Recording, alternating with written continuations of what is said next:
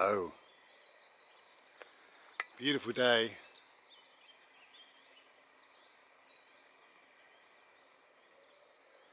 Really lovely.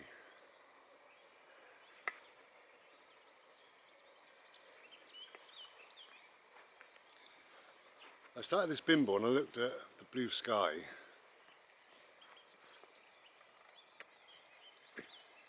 And when I see a beautiful blue sky, beautiful clear blue sky, always puts me in mind of Thich Nhat Hanh. Thich Nhat Hanh, if you don't know, I always like my spiritual teacher. I love him, absolutely love him. He's a Buddhist monk. I think he's 90, about 90 now. Sadly, he had a stroke a couple of years ago, and you know, he can't walk anymore, can't talk anymore. Such a shame to see him sort of deteriorate like that. But when I see a blue sky, Thich Nhat Hanh was on a bimble one time and he just said, this beautiful blue sky, we all love a blue sky.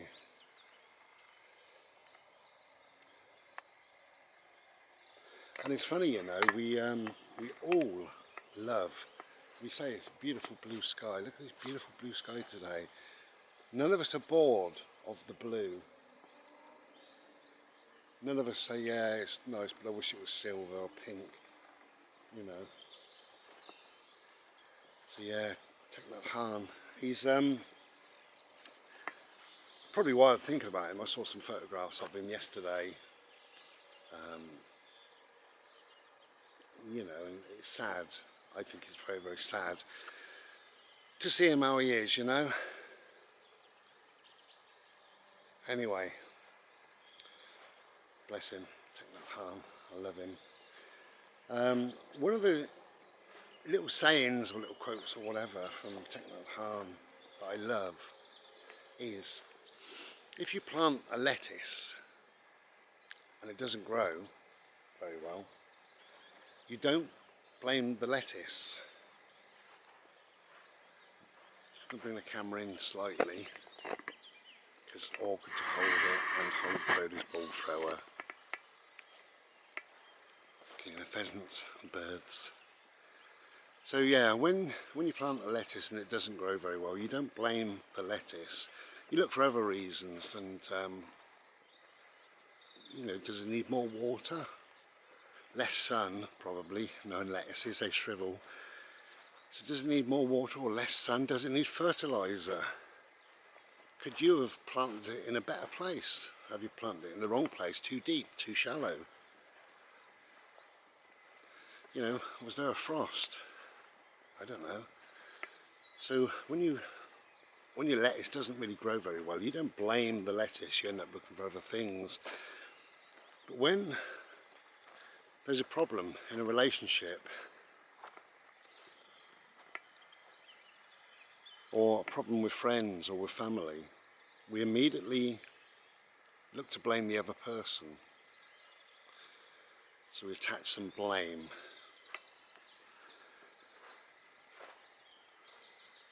Unlike with the lettuce, we're looking for other things. We immediately look for blame. And blame is pointless. So what if things went wrong?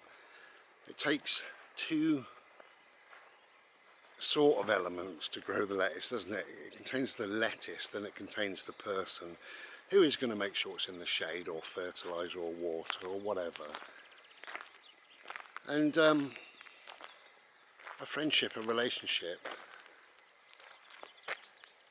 problems with friends or family or whatever, it takes two. So the blame is pointless. We don't need to blame anybody. What we need to do, same as the lettuce, we need to understand what the lettuce needs and wants. So we now need to understand what that relationship needs and wants. So understanding is more important than the blame, without any shadow of a doubt. And I love that. It's so simplistic. The reason why my favourite author and my favourite books are by Thich Nhat Hanh is simply the way he writes and thinks is so beautiful. There's a clarity, a crystal clarity, absolutely wonderful. I would recommend Thich Nhat Hanh, any book by Thich Nhat Hanh. If you can get a book, you know, Peace in Every Step is wonderful, mindfulness, anything by Thich Nhat Hanh. And it's they're life-changing books, really. Just gives you clarity of mind, makes you think about things, you know. And it's factual as well. It's absolutely correct. You know, we don't go blame that lettuce, do we? Why would we blame a lettuce for not growing? You know, there's other factors. So if the relationship, if the friendship, if a family member, if whatever's causing you hassle, if that's not growing correctly, then what can we add to it? What can we do? Bless him, Thich Nhat Hanh. That's all I've got to say in this video, really. If you've never heard of him, I can't spell his name. I'll try T-H-I-C-H, Thich Nhat, N-H-A-T, Han, H-A-H-N, Thich Nhat Hanh. Google it, Thich Nhat Hanh, and it'll give you the correct spelling. And if you're not into books, there's audio books, there's YouTube videos. Obviously, when he was a little bit younger and fitter and could speak and all the rest of it, the YouTube videos were absolutely amazing.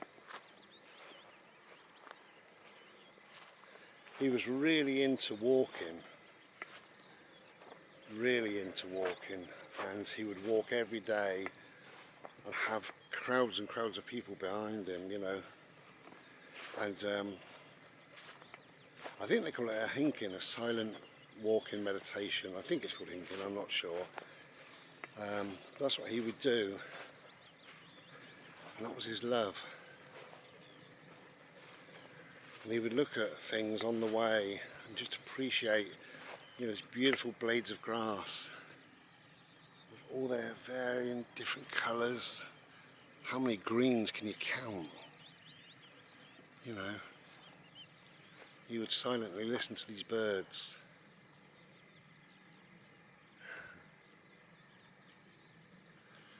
See a little cloud, butterfly, whatever.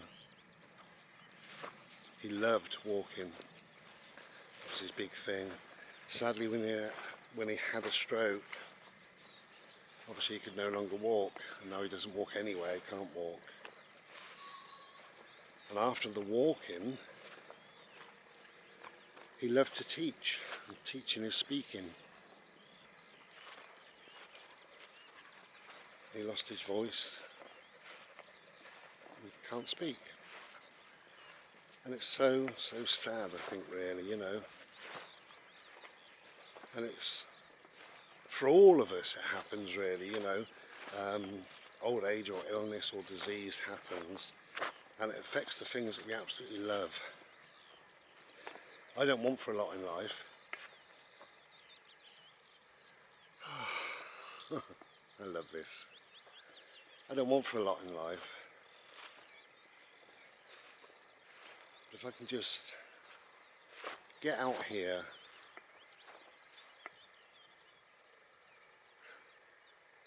that's it.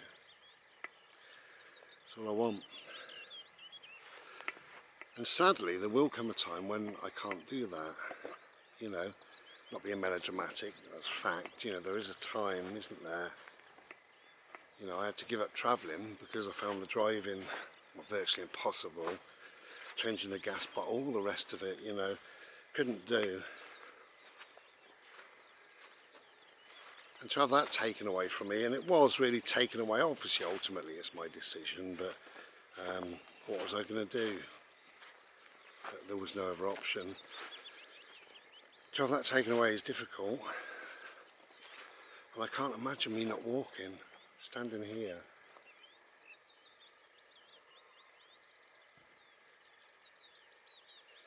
Partly why I moved here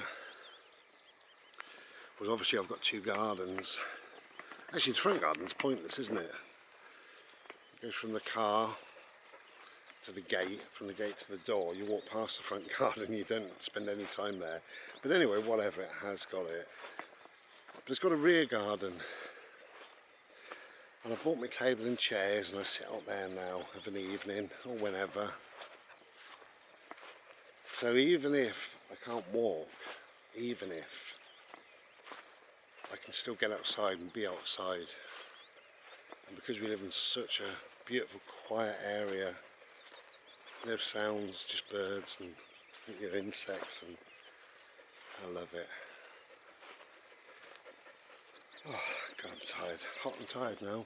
It's about 9 o'clock, 9:30 in the morning, and the sun is beating down on my bald head.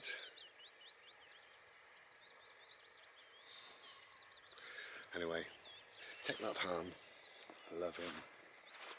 I absolutely love him. Take care then. Have a good day. Best day you can. If you can get outside, get outside. Take care and be well.